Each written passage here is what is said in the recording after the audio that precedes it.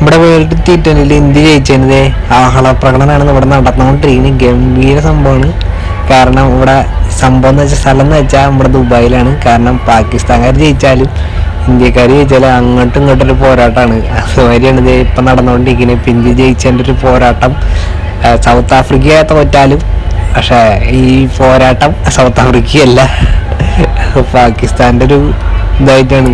പാകിസ്ഥാൻ ജയിച്ചു കഴിഞ്ഞാൽ ഇതുവരെ ഇവർക്ക് നമുക്ക് തിരിച്ചു കിട്ടും, ഇവർക്കല്ല നമുക്ക് തിരിച്ചു കിട്ടും.